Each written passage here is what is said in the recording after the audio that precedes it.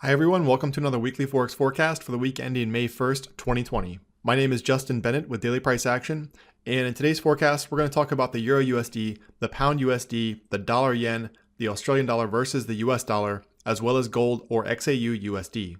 The Euro is still sitting on a 20-year trend line, and the Dollar Yen still has breakout potential, but I need to see more from the pair. I'm also going to talk about how gold broke out last week on a weekly closing basis, so we'll see if the metal can continue its breakout this week. Let's get to it right now.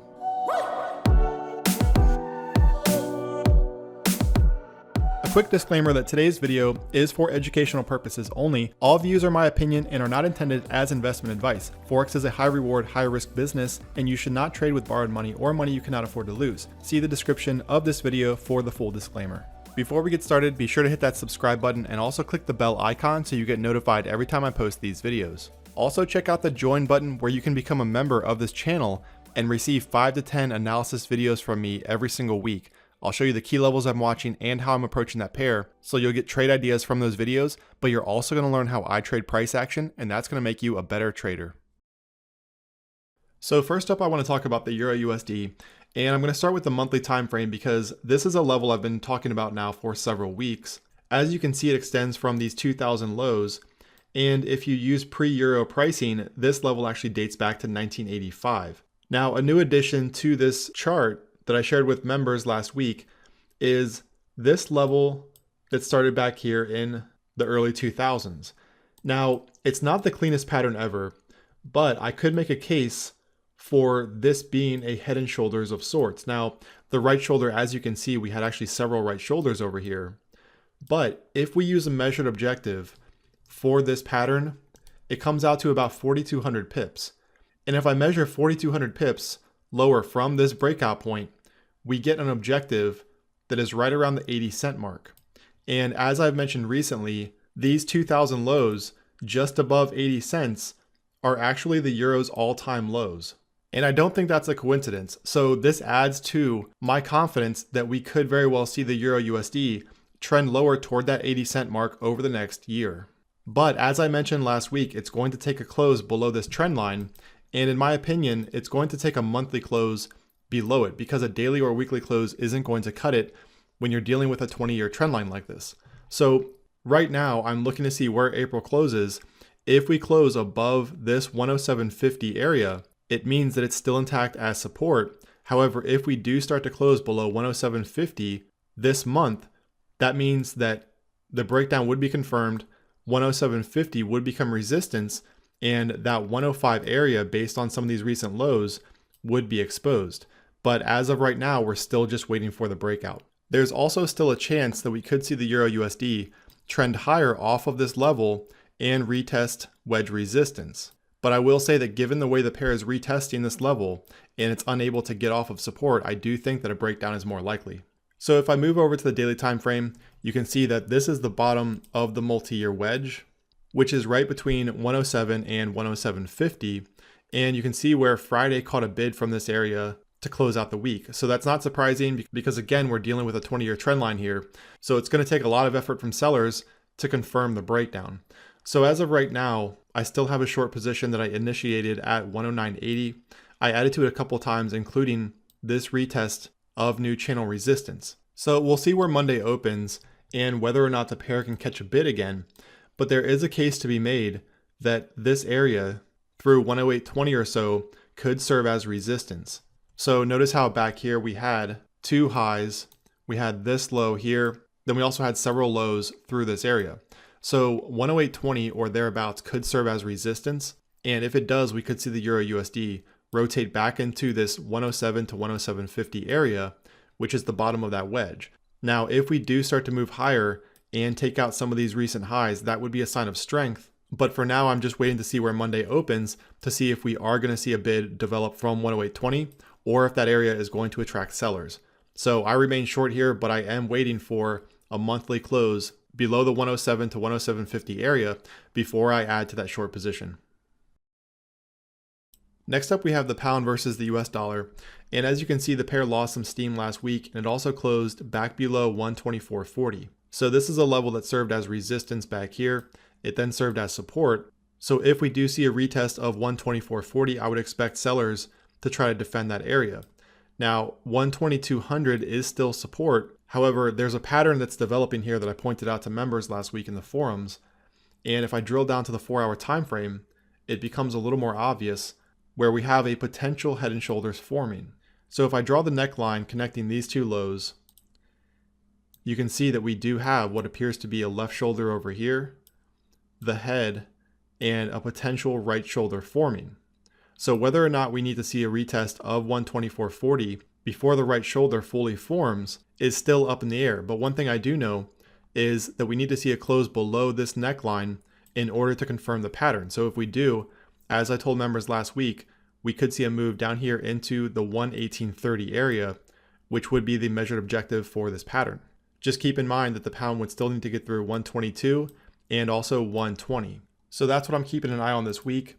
The 124.40 area should serve as resistance, whereas a break below this neckline could take the pair down to 122, 120, and perhaps the measured objective down here around 118.30.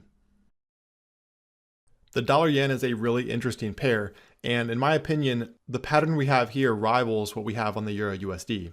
So I talked about this last weekend, but there is a chance that on the monthly time frame, we could very well have an inverse head and shoulders setting up that's been developing for the last 20 years. So notice how we have the left shoulder over here, we have the head, and a potential right shoulder. Notice too how this area around 101 has served as support for several decades. So that's also the low of this recent volatility. So as I've said recently, it's going to take a breakout on a monthly closing basis from this wedge pattern, which again is very similar to the one we saw on Euro USD.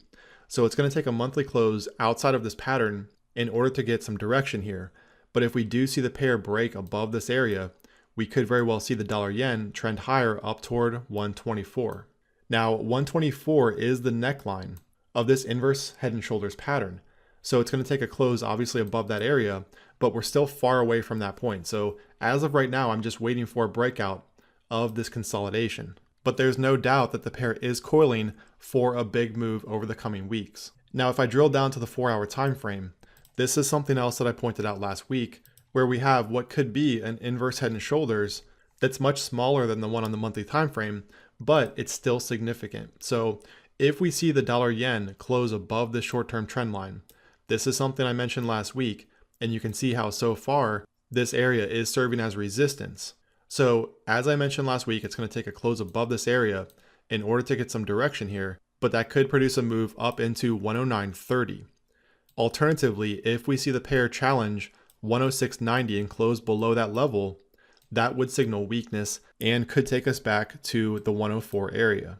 So I'm actually still long here from 107.12, and that's an entry that I mentioned in the members area. But right now, before I add to that position, I do want to see the pair break above this short-term trend line in order to regain some momentum and also retest 109.30. So the bottom line is that the dollar yen is a bit boring right now, both on the monthly time frame and even the 4-hour chart. You can see where we're just coiling and not really going anywhere at the moment. However, that coiling will have to end at some point, and that's why I think the dollar yen is worth paying attention to, because once this thing breaks, it is going to break hard. The pair has been consolidating now for several years, so a breakout is going to have a lot of pent-up energy behind it. So it's one to pay attention to. You still need some patience here in order to see direction, but the breakout on the dollar yen is one you're not going to want to miss. Next up, we have the Australian dollar, and I talked about this pattern a few days ago where we had a rising wedge that extended from this recent bottom. Now, we did see a breakdown of this pattern, and we even got a retest last week. So here was the breakdown, and of course, here was the retest. However, since that time, we really only saw strength from the pair, and it even started to challenge some of these recent highs last week. So given all of this, we could still see the pair move higher and test that 64.50 area, which should serve as resistance this week. Now, it's going to take a move below some of these recent lows in order to signal weakness and also expose 6,200. But there's one thing on the weekly time frame that I want to show you that could signal weakness ahead. If we look at the weekly time frame, notice how we have what could be a hanging man that formed last week. So this pattern right here is either going to produce a bullish continuation or it signals weakness, in which case we could see the Australian dollar sell off hard next week. But here's the key to this pattern. Sellers have to break this low in the coming week. So we need to see immediate weakness from the Australian dollar and also a move below last week's low.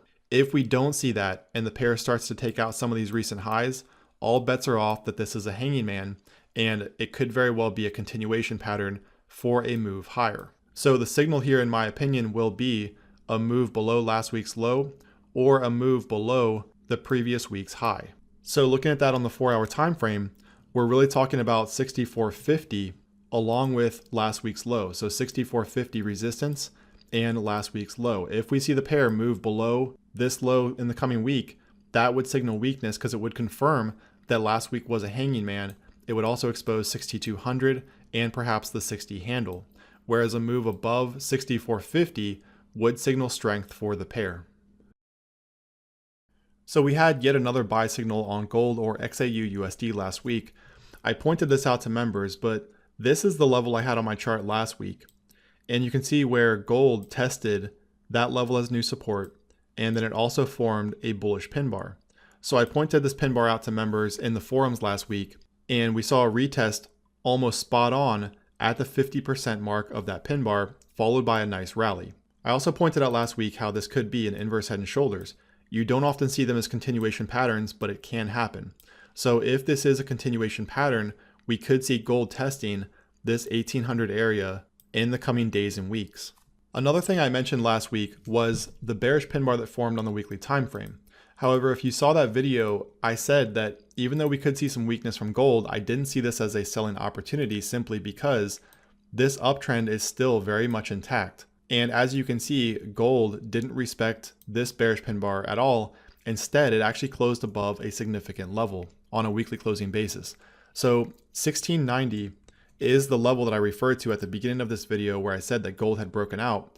Notice all of these weekly highs back here at 1690, as well as this one here. So that's the level that gold was reacting to in the previous week, which is why we had this bearish pin bar form. However, notice where last week closed.